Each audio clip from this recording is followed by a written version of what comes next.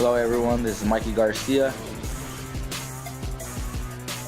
Yo, it's your boy, the odd guy himself, Malik King Scott. Hi, I'm Charlie Edwards. This is Fast Eddie Chambers, and you're listening to the BoxHard Podcast with my main man, Joey Coastman.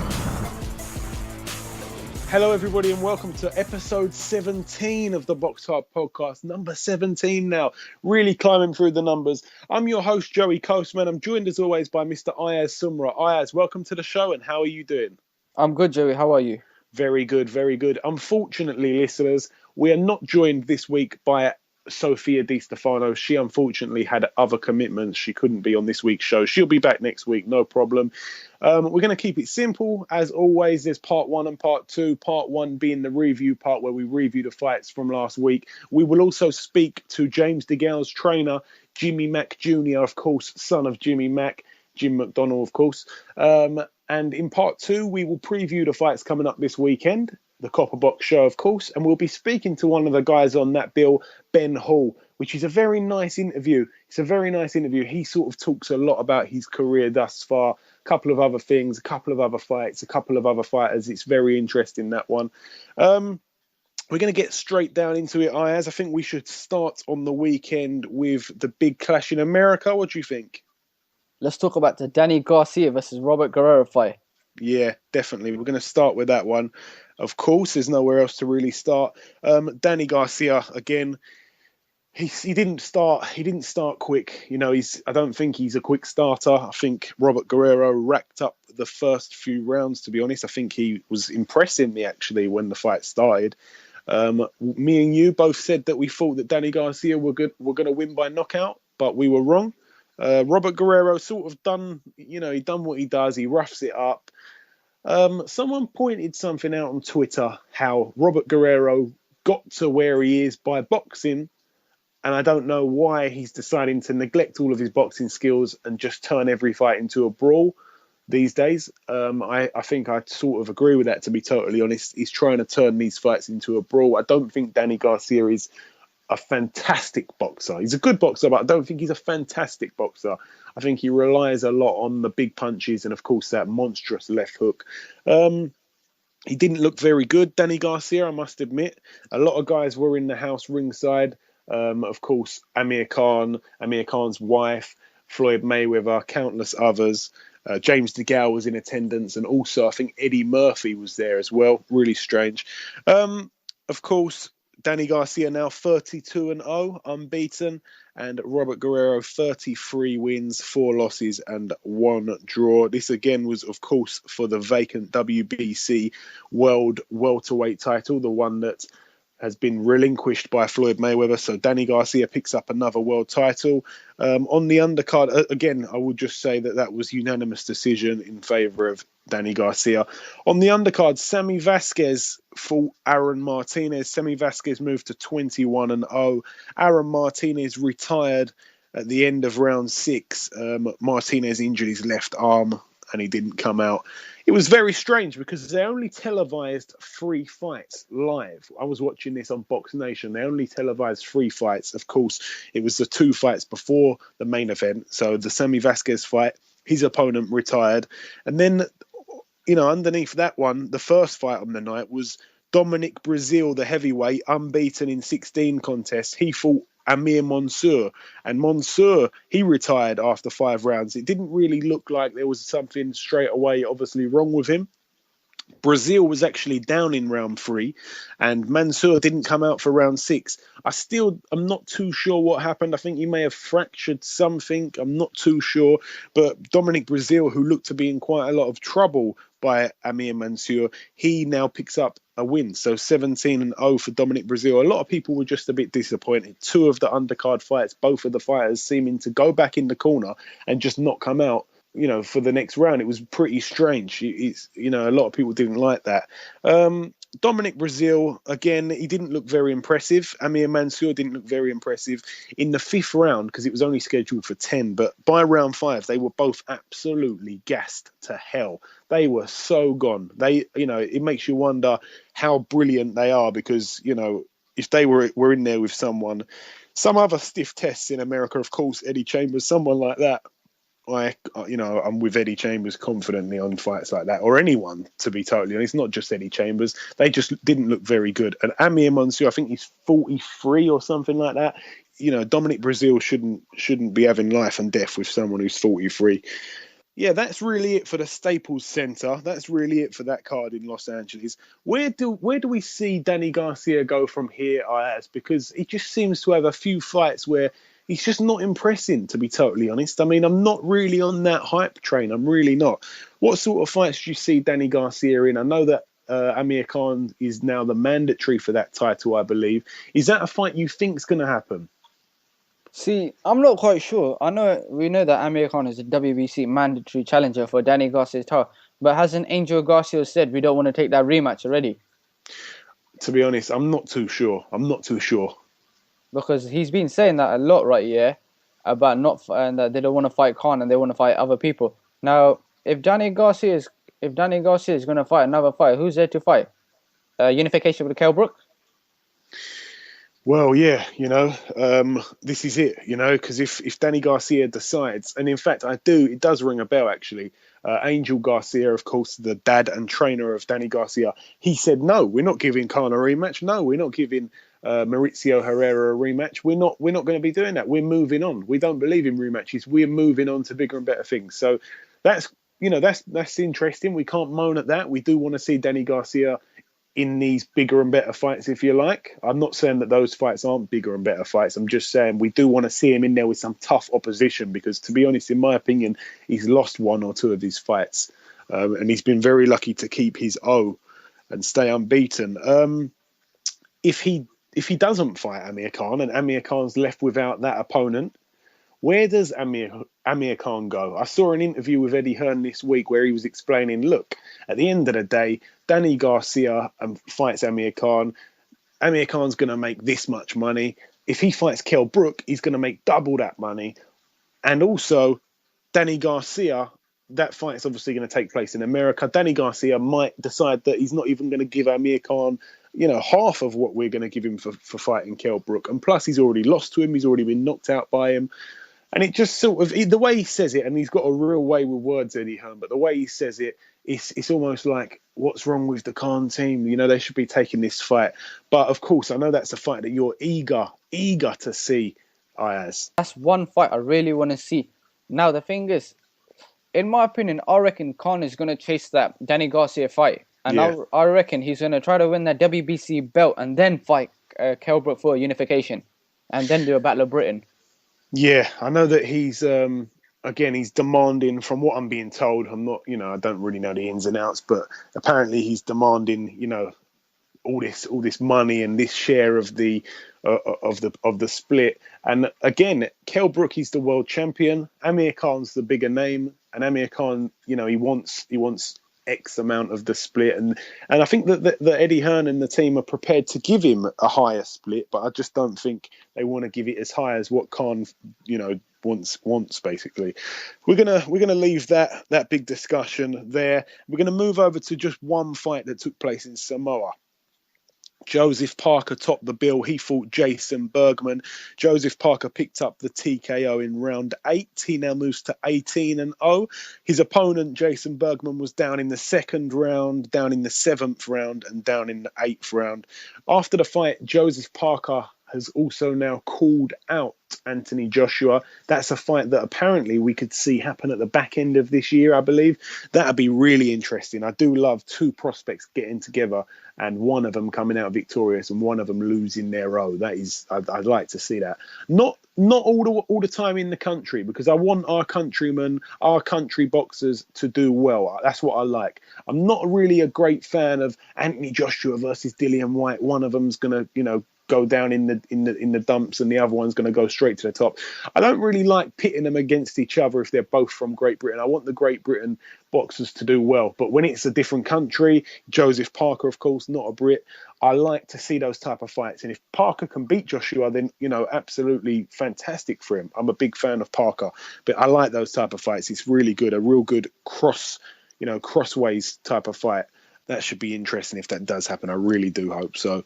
And now we're going to move over, of course, to York Hall. There was a show over there. Ryan Walsh, he moved to 20 wins, his 20th career win, 1 draw and 1 loss. He picked up a TKO in round 5 over Darren Trainer. Darren Trainer was unbeaten. His new record, 11 wins and 1 loss. That one lost to Ryan Walsh.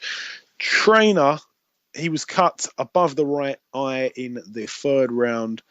He was down prior to the stoppage as well. Amit Patterson, again, he's really racking up some wins at the moment. He moves to 17-0. He picked up a TKO in the 6th round. Ryan Aston, his opponent.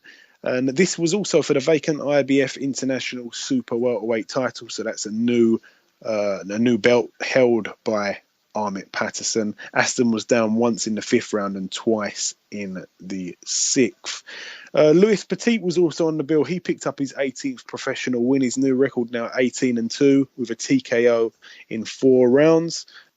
I think that's really it. Because there wasn't much that went on this week, to be totally honest. We're going to move over to a couple of bits of news that we're going to bring you. Ayaz, bring us the news for this week. This week's news: Joseph Parker has called out Anthony Joshua for a big fight. Yeah, absolutely. Something I touched on a minute ago, but yeah, sorry. Thanks for reminding me of that. And is there any other news?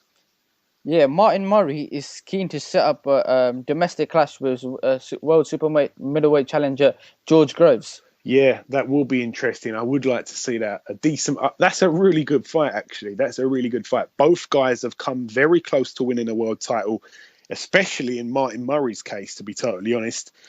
He's been really close. He's had 4 world title shots. All of them come up short. George Groves, 3 world title shots. All of them come up short. So that should be really good. And the winner possibly fights, gets another chance. Could you imagine if Martin Murray got a 5th world title shot? It would just be crazy. But yeah, good luck to both boys. It would be a shame again for one of those to lose, but that's the game that we're in. And it should be interesting if that does get made. That's a big if. Is there any more news, or is that it, Ayaz? Also, David Haye's comeback will continue on March 21st at London O2 Arena, but there's no opponent yet to be confirmed. Right, yeah, that's right. Tickets went on sale today. O2 priority customers only. I think that they're on general sale tomorrow, maybe the next day. I'm not too sure. Don't hold me to that. But yeah, no opponent been announced, but I can already see that people are buying ringside tickets. I think ringside tickets that are available on O2 priority are maximum £400, but I believe they go up to £1,200 for some of the ringside seats. So, it just goes to show, again, the pulling power of David Haye. He hasn't even announced his opponent, and he's already selling tickets for hundreds and hundreds and hundreds, and in some case, thousands. So massive things for David Haye. And the last piece of news I'm going to bring you before we bring on our first guest and wrap up part 1 is Barry Jones, the former WBO super featherweight champion of the world, has had a baby boy. So very, very massive congratulations to Barry Jones on that. I've already sent him a WhatsApp text, but again, I thought I'd say it on the show. Okay, we're now going to welcome our first guest. Ladies and gentlemen, please welcome trainer of James DeGale, Mr. Jimmy Mack Jr. Oh, mate, thanks for having me on. No problem, no problem. Now, just for those that sort of, you've just sort of broke on the scene big time. For those people that aren't too sure what fighters you look after, could you just tell us the names that you're looking after right now? Yeah, I work with my dad, and we've got fighters. Obviously, James DeGale's top of the tree, and we've got a few other young boys coming through now. We've got Jake Ball, Reece Bellotti, Louis Adolphi, and Kurt Garvey on our books at the moment, and there'll be a few more joining soon too. Okay, I want to start with a couple of fighters that are on the bill this weekend. Of course, you got, I think, is it 2 fighters on this bill? Yeah, we've got 2 fighters on this weekend. The fights are being shown live on Sky.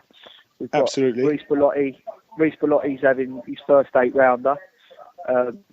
And we've got Louis Adolphi making his matchroom debut over 4 rounds. Absolutely. Now, I know that Adolphi's in there with William Warburton. William Warburton, we've seen him sort of, he's very, very awkward. We see him beat Georgie Keane, the Frank Warren prospect. I think it was 2014, early 2014. So this is a pretty tough test for Adolphe, actually. I know he's only 3 fights into his career, but how do you see this one going for him? Of course, it's only a 4-rounder, but William Warburton's definitely someone you can't really look over. Yeah, William Warburton. He's tricky. He's very tall, very gangly, and he can pose problems. Like if you let him. He springs a few upsets in, but the way Louis been training, the way he's been looking, and that I'm pretty confident that he'll look good on Saturday, and get his matchroom career up and running, and he's just really looking forward to boxing. It's been a long time since his last fight, so he's just he's raring to go. He really is. Now I'm going to move over to Reece Bellotti again. As you said, he's in his first 8-rounder. 4 fights, 4 wins, 3 by knockout. Out of all the prospects you're looking after, at the start of the show, you named them. You got quite a lot of prospects. Would you say Reece Bellotti's shining the brightest at this moment in time? Well, he's had out of the young crop coming through. I think he's 1 or 2 fights ahead of the others. So he is paving the way at the moment. He's looking really good, and for a featherweight, he really, really punches hard. So he's going to be an handful for anyone in the 9-stone division in Britain. And right now it's a shame really, because he was supposed to be fighting Dyer Davis from Wales, who's a good fighter. He's had over 30 professional fights, and it would have gone a few rounds, but. Just everything he hits, he destroys. He really can bang. And also, I want to talk a little bit about Jake Bull. Jake Bull, 3 fights, 3 wins, all 3 by knockout. When are we going to look to see him out next? When will he next be out fighting? Jake Bull will be boxing on March the 5th in Birmingham on the undercard of the Bradley Skeet and Sam Egginton show, which will also be live on Sky. So he's got his last 6-rounder, and in Birmingham, and then I think the one after that he'll be moving to 8 rounds as well. So he's in the gym training. Excellent stuff. I also just wanted to touch on Kirk Garvey. Now, Kirk Garvey, 3 wins in 3 contests. So all of your prospects coming through, all unbeaten at the moment. Ironically enough, the only fighter that you look after with a loss on his record is the world champion, James DeGale. Would we call it a loss? We call it a decision. I want to talk about James. I want to just mention something about Kirk Garvey. When will we likely see him out again? I know that, of course, he's 6'3", light heavy. He's very tall for his weight. Will we see him stick around at light? Will we see him stick at light heavy for a while, or will he be moving up to cruiser? Nah, he'll be campaigning at light heavyweight. He's big for the weight. He is big, but he's just funny enough. We've got nothing lined up at the moment for Kirk. We're just waiting to get something like rubber stamped. We're just trying to get him up and running. But once he gets a bit of activity, I'm sure, he'll be a force in the light heavyweight division as well. But nah, he's a true light heavyweight. Excellent stuff. It's a really good thing that all these youngsters coming through that you look after are all getting exposure, sort of thing, finally on Sky Sports. So that's really good for all of them. It's massive. I just wanted to move over now to James DeGale. I wanted to talk a few things about him. Of course, in your father's career, obviously you train alongside your father. You bring these fighters through. Yeah. In your father's career, the only thing he seemed to not do was win a world title. He got so close, but he just couldn't capture it. And because of his really close-knit relationship with James DeGale, watching James DeGale capture the world title, it was almost like your father, Jim, doing it through DeGale. So how much did that mean just to yourself and the whole camp? Oh, it was absolutely massive. To go, obviously, when James became mandatory challenger for the world title, Carl Froch was the champion at the time, and obviously that fight never materialised. And in the end, we thought, we was under the illusion that the fight was going to be in London. Obviously that weren't the case. We had to go to America. So for one, you feel like you're up against it when you're going to America, and two, to go and fight a fight like Andre Durrell in his own backyard, you've got to think anything close. Are we going to get it? But you know, he went out there. James was absolutely buzzing that it was out there. He was thriving in it. And, he obviously went out there, won a unanimous decision, convincingly. And, it was just probably it was the best night of my life so far. Like, and I think for my dad, it was his proudest night so far in boxing as well. It really did mean the world. It was unbelievable. What did you think when James DeGale threw that overhand punch that took knocked Dirrell down in the second round? What was going through your head at that point? Oh, I was just thinking, please, just don't get up. Just stay down. But you know, full credit to him. He managed to get himself up and get through the round because he got put down again. And when he walked back to his corner, I thought this is over here. But credit to him, it just shows you the shape he was in to get up and to carry on boxing. Full credit to him. It was unbelievable. And I just wanted to also sort of mention, because like I say, you sort of have burst on the scene all recently. How long have you been watching? How long have you been in the gym watching, picking up knowledge from your old man to now sort of, be able to sort of emulate what he does and do your own thing almost? I remember being in the gym, like, when I was a kid. Like, I remember getting up there, like, even with my dad, had the likes of Danny Williams and Takaloo and all them boys, like, back in the day. And I was only young, like, they used to train at the Cronk over in North London. And I just remember used to sitting on the side of the ring, like the apron, whatever. And I used to just watch, like, and then, I don't know, like, as you get older or whatever, you just, like, like most like boys sort of going to work with their dad. Like, if my dad was a builder, I'd have probably been a bricklayer. But as he was, a trainer, I just sort of, like, got more involved, and this is what I want to do. I want to be involved in, like, professional boxing, and that was really the start of it, really. And now, I work with him, like, day in, day out. Absolutely. Just one thing I wanted to touch on about James DeGale. I want to ask this question pretty straightforwardly. A lot of people sort of say that in the second half of the fight, he takes his foot off, maybe he gasses a little bit. What can we say about that? Because I know his conditioning is good. I know that does he train in an oxygen chamber sometimes? Yeah, he trains at high altitude. I would fights. They say he took his foot off the gas in with the Dirrell fight. Even in the corner, he was saying, like, I won the first round. I've knocked him down twice in the second round. I'm like 4 points up going into the third round. Then he won the third, fourth, and fifth. So even in the corner, he's got such an amazing, like, boxing brain. He said, I'm absolutely skating this at the moment. So without even, he shouldn't do it really, but he's that good. He can have rounds off at world level. And even in the Butte fight, he come out first 3 rounds like an absolute lunatic. Said he picked up a cut. I think it was the fourth or fifth round, and he sort of, like, changed tactics a bit. He boxed, and even when I've listened back to it on the telly and stuff, I don't think the commentary done him no favours. Showtime in America made him win by 6 rounds, and our panel had it a draw. And then the official scorecards, 2 was by 6 and 1 was by 4. So when you look at it like that, it's sort of a one-sided fight.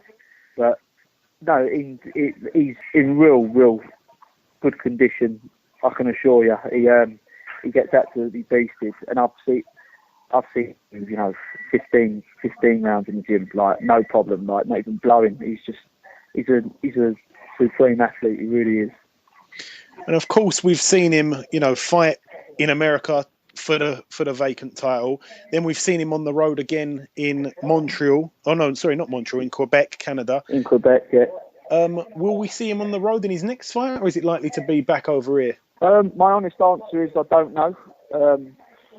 I really don't know what's happening. I know the IBF has enforced his mandatory, and I know he has to obligate that, I think. But as to where it's going to be, I have no idea. Whether that will be his next fight, like, well, they've ordered it, but I don't know how soon they're going to order it for or whatever. But I'm sure we will see him back on UK shores, definitely.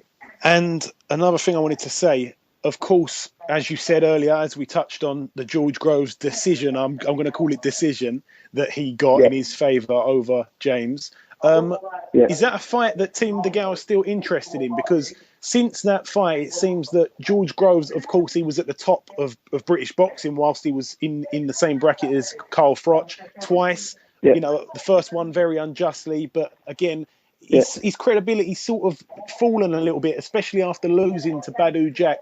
At the moment, I think that, in my opinion anyway, DeGale's stock has risen and Groves' stock has kind of gone down. Is that still a fight that James DeGale wants? Well, when the decision went to George Groves that night, it was obviously very down because it was a big, you know, sort of like fight. It was a lot on the line, more bragging rights more than anything because they was obviously from the same club and stuff. But I always knew, and I think everyone always knew in the camp, that we knew what James was going to go on to achieve. And it was, you know, in the amateurs, like it was the same thing. He went on and won an Olympic gold medal. And even now in the pros, he's gone on and won a professional world title. He's the first and only fighter from this country to do it. George Groves, the fight will always be a big fight, but right now, it's all down to George Groves. George Groves has to put a few wins together, obviously, and if he can win a version of a world title, then obviously that's a massive down the line. Right now, I don't think the fight really means anything because there's bigger fights out there, i.e. Badu Jack. There's some talks of Chavez. You know, these are big fights. But no, he can come back again. I'm looking forward to watching him on the weekend, Groves. To see how he comes back. But I mean, only he knows, like in his head, like, you know, whether he believes he's going to come back and win a world title. But he seems like, you know, a mentally strong kid. So yeah, we just have to wait and see. But the fight will always be big. But right now, it just doesn't make, you know, sense. But who knows? And the last thing I'm going to ask you before I let you go, ideally, who would you like to see? Forget about the mandatory for a moment, just in a fantasy world. Who would you like to see James DeGale in with in his next two fights, I'll say? In his next two fights, I would like James DeGale to box Badu Jack, to unify the division, to unify the WBC and the IBF. And then I would like him to box, probably Shad. He's a big name, you know. If he was still about, like back in the day, like, you know, when he had the belt, I think the Carl Froch fight would have been a fight. But yeah, right now on current fighters, I would pick Badu Jack first, then Chavez second. Okay, brilliant. Not really giving him any easy touches there. That's it. He's never done it easy anyway, has he? He's always done it on the road. Brilliant, excellent. Okay, Jimmy, well, I'm going to say I wish you the best of luck for Saturday, of course. I hope that your prospects remain unbeaten. I'm sure that they will do. And hopefully we'll speak to you soon. Thanks for having me. Thank you. No problem. Take care. Thanks, mate. Okay, now it's time for part two. This part, of course, is called the preview part. We're going to preview the fights. Again, there's a few fights on this weekend. There's not many, if I'm being totally honest. There's a card in Canada. There's a card that we're going to mention in China. And, of course, there's a card over here. So there's 3 cards that we're going to mention. We're just going to sort of whiz through this, and then we're going to bring on our second guest, of course. We're going to start with the clash in China. There's just one fight I want to mention. Zhu Shiming, he's out again. Of course, Zhu Shiming, 6 wins and 1 loss. He fights for the vacant WBO international flyweight title. He faces Nathan Santana Coutinho, a boxer I don't know much about, if I'm being totally honest, but he's got a record of 12 wins, no losses, no draws, so 12 wins, unbeaten. So that should be a decent clash for Zhu Shiming. We're going to move over now to Canada, to Montreal, Quebec.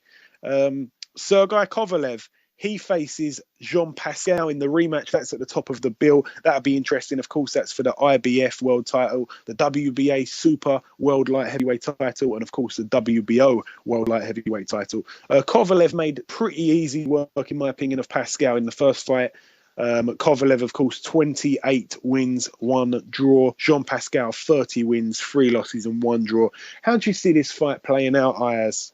I see Kovalev knocking Pascal out, in my opinion. Yeah. I think so too. There's a lot of fights that sort of happen, and then you see it end, and then everyone wants a rematch. Everyone wants to see a rematch. This is not one of those fights in my opinion. He fought him in 2015. He's now fighting him in 2016. It was an 8th round TKO when they faced each other before. I personally don't think this was a fight that we wanted to see a rematch of. I think Pascal, to be totally honest, he's a great fighter, by the way, but I think his best days are behind him. He's got one win since the loss to Kovalev, the knockout loss to Kovalev. That was a fight which was very, very close. He fought a guy called Unieski Gonzalez, and he literally won the fight on all 3 judges' scorecards, 96-94. Right, so if they would have and it was only a 10-rounder, of course. So basically, he won 6 rounds, the other guy won 4 rounds. So if a couple of those judges gave it 1 round to the other guy, it would have been a draw. Okay, so not a very impressive fight. And that Unieski Gonzalez, who he fought, he's lost since then as well. His record now is 16 wins and 2 losses. So again, not much. I don't know much about him, I'll be totally honest with you, but he hasn't looked very impressive in that fight, to be honest, John Pascal. So to get knocked out by Kovalev, then fight a guy and not really look impressive and just win it by a couple of rounds, and then jump straight back in there with Kovalev, who, again, since that fight with John Pascal, he's picked up another knockout, which was in the 3rd round. He put his guy down in round 2 and round 3. That was Najib Mohammadi. This is another easy win for me, to be totally honest, for Pascal. For Kovalev, of course. And I think that Kovalev will probably take him out earlier than the 8th round this time, in my opinion. Ayaz, what do you think about that? Earlier than the 8th round or not? 7th round, in my opinion. 7th round, okay. Interesting. I'm going to go with round 5. You go with round 7. We'll see who gets closer. Watch when it's round 6. Mm-hmm. We'll see who goes closer next week. So another win, I think that's going to be for Kovalev. But the real fight we want to see is Kovalev against Adonis Stevenson, don't we, Ayaz? How much of an absolute super fight would that be? That would be a brilliant fight. But another fight we would like to see is Andre Ward versus Sergey Kovalev. Yeah, again, that would be good. That would be good. We could sit here all day talking about that. In my opinion, that would be such a good fight. I'm not even going to give my opinion. We're going to move straight over to the undercard. Joel Diaz Jr., 20-0, I believe with 16 knockouts. He's facing Abraham Gomez. Abraham Gomez, 22 wins, 11 losses, 1 draw. This should be another look good fight for Joel Diaz Jr. And Joel Diaz Jr. is nothing to do with the trainer Joel Diaz, nothing to do with him at all. He's just another fighter doing his thing from America, and it's a good opportunity for him, so we wish him the best of luck. That's in the super featherweight division. It's only an 8-rounder. And moving over now to the big card over here, there's a few fights on this bill, if I'm totally honest. There's a few good fights. John Ryder on the bill, of course. We're going to start with his fight against Sergey Khomitsky. Sergey Khomitsky, somebody that knocked out Frank Buglioni, somebody that knocked out Adam Etches. He really does carry a big punch. His record's not fantastic looking when you look at it on paper, but fights aren't fought on paper. Sergey Khomitsky, 30 wins, 12 losses, 3 draws. John Ryder, 21 wins and 2 losses. This is for the vacant WBA International Middleweight title.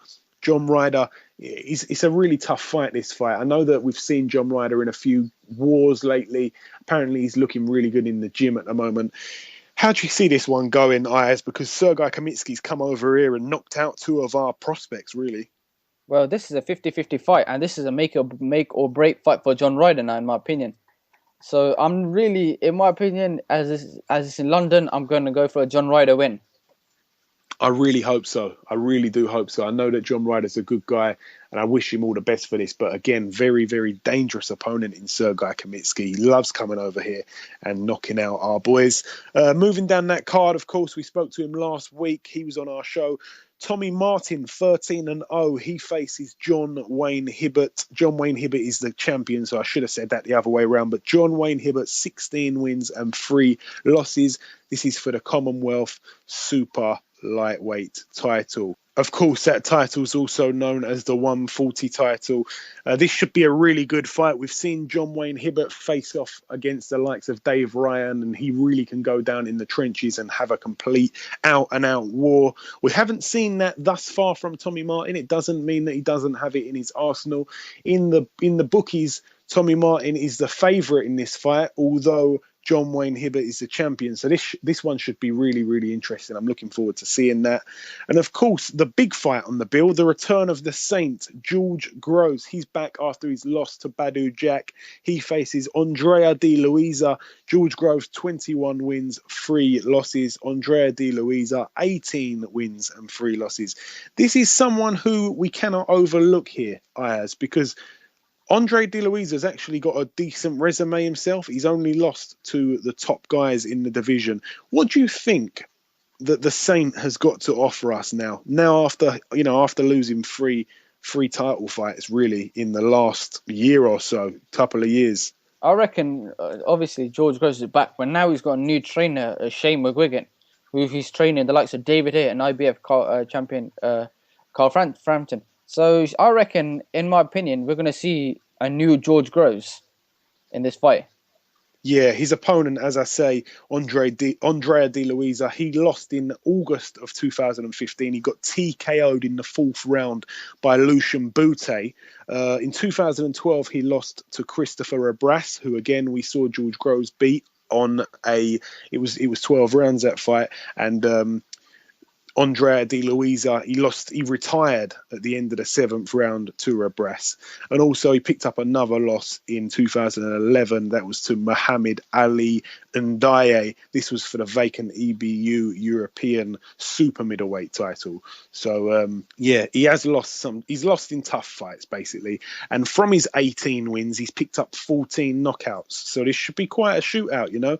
Of course, we know that George Groves is a big puncher as well, and it'll be interesting seeing him under Shane McGuigan. Of course, we know that since he sort of teamed up with Paddy Fitzpatrick, I don't want to say he didn't really show any power, because remember, he knocked Froch down in the 1st round of their fight. Then he got knocked out. Then he fought Rebrasse. He didn't knock him down. He was a tough guy, a really tough guy who came to win.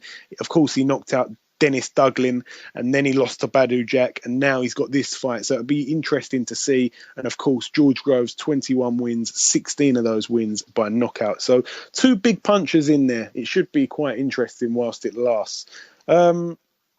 We're now going to move over to the other fights on that undercard. We already mentioned 2 of them. I just want to go down to Martin Ward. Martin Ward faces Mario Pisanti. This is for the WBC International Super Featherweight title. Martin Ward, 12 wins and 2 draws. Mario Pisanti, 16 wins, 2 losses and 1 draw. That should be a decent fight. Also on that bill, Leon McKenzie, of course, the footballer turned boxer. He's at the moment, he's at 7 wins, 0 losses and 1 draw. He looks to pick up his 8th win. He faces Kelvin Young, who's vastly experienced, to be totally honest. 17 wins, 4 losses and 2 draws. Reece Bellotti also on the card. He looks to move to 5-0. He faces a guy called Elvis Guillen. That'll be interesting. O'Hara Davies also on the bill. He looks to pick up his 10th professional win. He faces a guy called Prince Ofotsu. Ted Cheeseman, he's also on the bill. He's only in his 3rd outing. He looks to move to 3-0, of course. Dion Juma, he's over here now. I believe this is his first fight in Britain. Despite being British, this is his first fight on our shores. He looks to move to 8-0. It's just a little 6-rounder in the light heavyweight division. Louis Adolphi's also on the bill. He looks to move to 4-0. Lucian Reed, and of course Craig Richards is also on the bill. So a lot to look forward to on that Saturday night, Ayaz. Not just the George Groves fight. There's a few decent trade fights on the undercard there. Well, I just want to see the George Groves. I want to see the card, yeah. The Sergey Khomitsky versus John Ryder. But I want to be more paying attention to the George Groves fight. Just want to see how he looks as a new fighter with his new trainer. Absolutely. And I'm also looking to see Dion Juma. We haven't really seen anything of him on TV, I don't believe. It'd be interesting. Again, he's one of our Brits that is signed with the Sauerlands. He's fought in Germany, I think 2 or 3 times, and he's fought in Denmark, I think maybe 3 or 4 times. And for the first time, he's on the bill in Britain, of course. So that should be interesting. Was there any other news at all that you had for us, Ayaz? Because I think there was one thing that you forgot. Yeah, Brandon Rios actually split up with his trainer Robert Garcia today. Yeah, right. That's right. Yeah, I think it was just late last night. We got wind of it over here. I am someone that has watched a lot of videos on Brandon Rios, and I know that Brandon Rios had an absolutely close-knit relationship with Robert Garcia. They were literally like best friends. They were like father and son. They got on like a house on fire. So I really don't know what's gone on for this to happen. Apparently they're still friends, but they've just decided to part ways. It will be interesting. It will be interesting. If you ever watch any videos, Ellie Sekbak, give credit to him. He's doing a lot of videos in their gym, and you can see in the gym how much of a great atmosphere there is in there. But there's a lot of joking, laughing and joking going on in that gym. And I always sort of look at it and think, how much work do they really get done? They're always sitting down and busting jokes.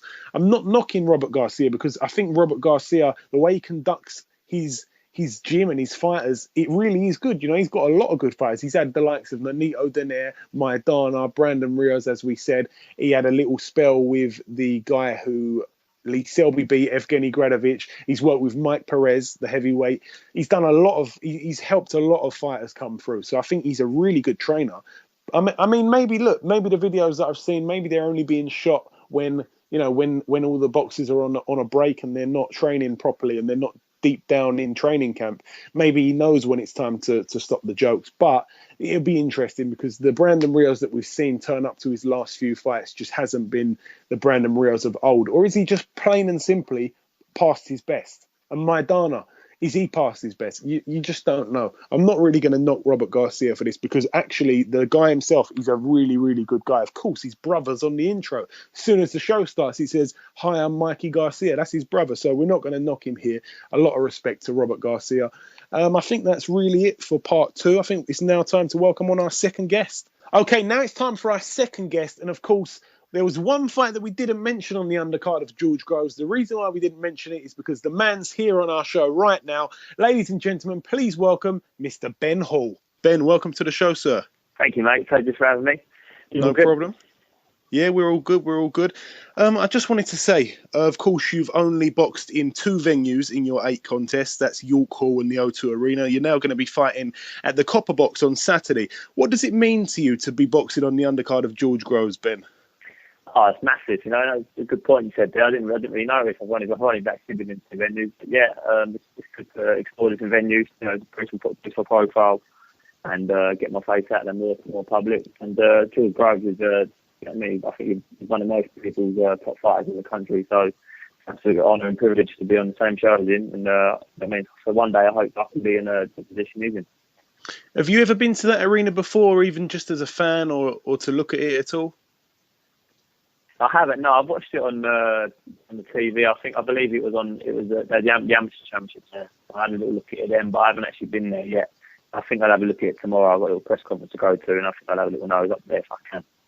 Yeah, no, it is a nice, cosy little venue. Actually, you should enjoy that. Now, of course, this is your. Yeah, I've been there on a couple of occasions. Yeah. I think Derek Chisora fought there a couple of times. Tyson Fury fought there once. It's decent.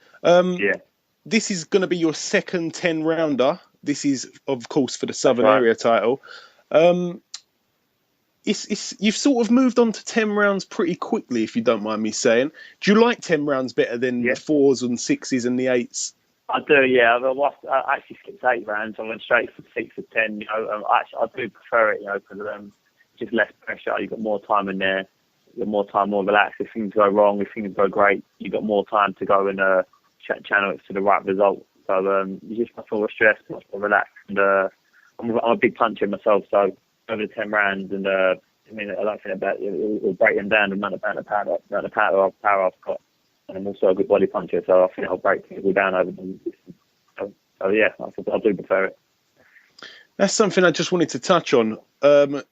Saying that you're a big puncher, you've got the 1 KO in your record. I just wanted to say, because a lot of people, people turn pro and the fans want knockouts, and then if you get them out of there too quick, then you need rounds. You seem to sort of be going at your own pace, and one that you're not really looking to impress anybody. You're just out there getting the rounds in, doing the smart thing, and probably saving the impressing to the big fights. That's exactly right. I don't go out there to impress anyone. Well, I've got to impress myself and my team. So I don't worry about pleasing the crowd. But in respect to my power, if you look into the record, I've had 6 fans in my 8 fights. So it just shows I need to work my finishing game slightly. It's hard when you get in and you've hurt people, and then when you find there's a bit less opposition, you go into survival mode. I think in fighters like my last opponent, Austin Jolly, I had him hurt and I landed a good shot. He was there to win, and also with Chris Hadjadua, he's going to be there to win. He's going to be fighting with me. And I believe I'll catch him, and I believe I will take him out. Absolutely. Be there to win. That's the main thing. Yeah, that's what I want. I'm a good counter puncher, so I make it needs to make people pay. And if they're coming to fight and difficult on me and have a go, it'd be painful, man. Absolutely. Yeah, that's the right mentality to have. Of course, you're at 154 at the minute.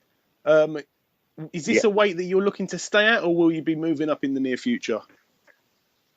It's hard to say. I'm 22 years old, so I'm young, I'm maturing, getting bigger and stronger all the time. But if you would have asked me that question before my last fight, I probably would have said I'll probably move up in a couple of years. But this time round, I've made the weight terrific. I've had a check weigh-in today, just weighed in 11.2. So I'm nearly on the weight now. Just learning as I'm going on and learning about my body, learning about certain foods that work for me, what don't work for me, and because of that, my weight's much more better this time, and I think I'll be comfortable light middle for a little while. Yeah.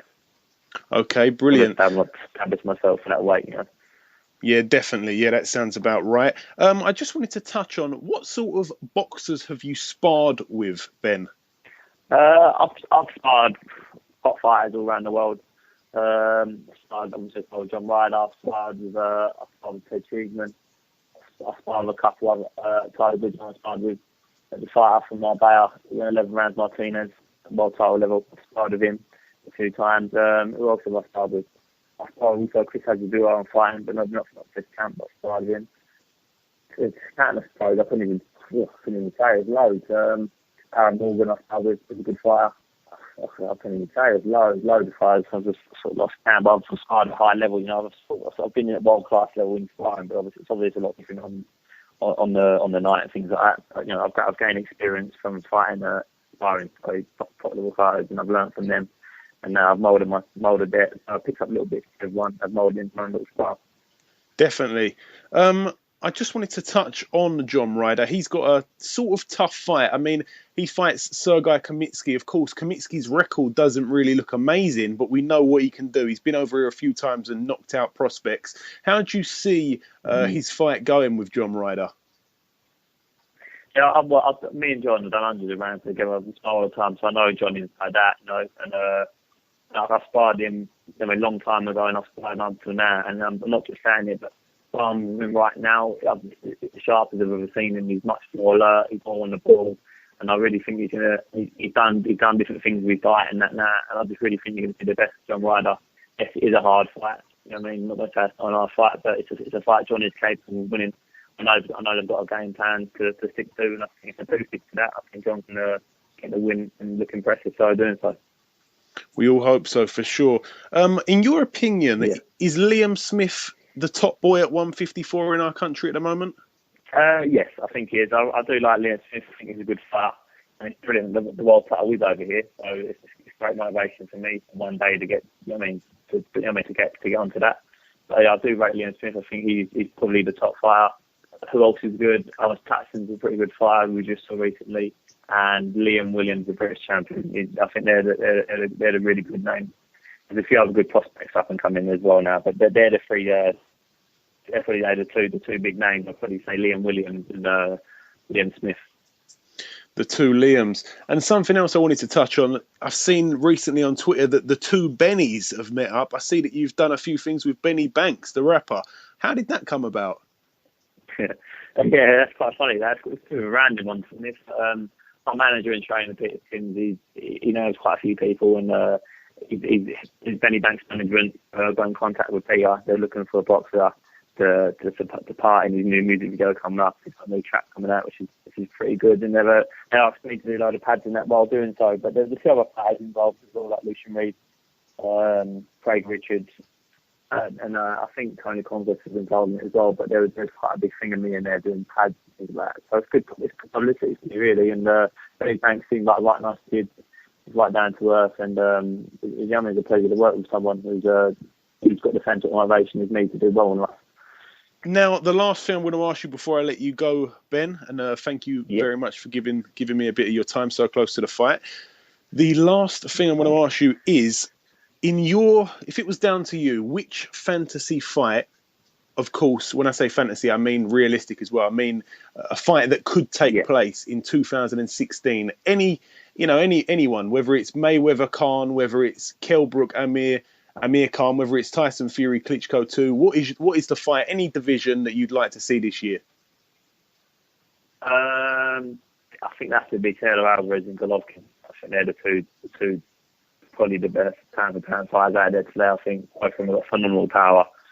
Golovkin's probably the bigger puncher, but say Taylor Alvarez is a light middleweight, but he looks massive for the weight. So I don't think there'll be too much of a size difference really. So I think it could be done, but obviously there's all politics to it and things like that. But that is a dream fight for me to watch. To star-wise, that's exactly what I'd love to fight. Our dream to fight like this. They're real fighters. They come to fight, and they've got the skills also to come with it. When you said that, the hairs on the back of my neck stood up. Who do you think would win that fight, Ben? Good question. Before I watched the Canelo Alvarez and Miguel Cotto fight, I probably leaned towards Golovkin. I think he's punched too hard, but Canelo Alvarez just gets better and better. We need a young fighter. He keeps getting better and better, and do I think he could beat him? I don't know. I think I probably lean towards Golovkin. I think Golovkin could end up with him. I think it would be a good fight up until that point. Yeah. Okay, excellent stuff. Okay, Ben, well, I wish you the absolute best of luck on Saturday. I should be there, so I may see you just before the fight or so. And I hope that you remain unbeaten and get a good win. Brilliant. Thank you very much, mate. Appreciate your time. No problem. We speak to you soon. Bye, mate. Thank you. Okay, unfortunately, that's all we've got time for on episode 17 of the BoxHard Podcast. I've been your host, Joey Coastman. Ayaz Sumra has been Ayaz Sumra. Big thank you to our guests this week, of course, Ben Hall and, of course, Jimmy Mack Jr. Please follow, please retweet, please share, please like, and we will be back next week with another buster of a show. Thank you very much.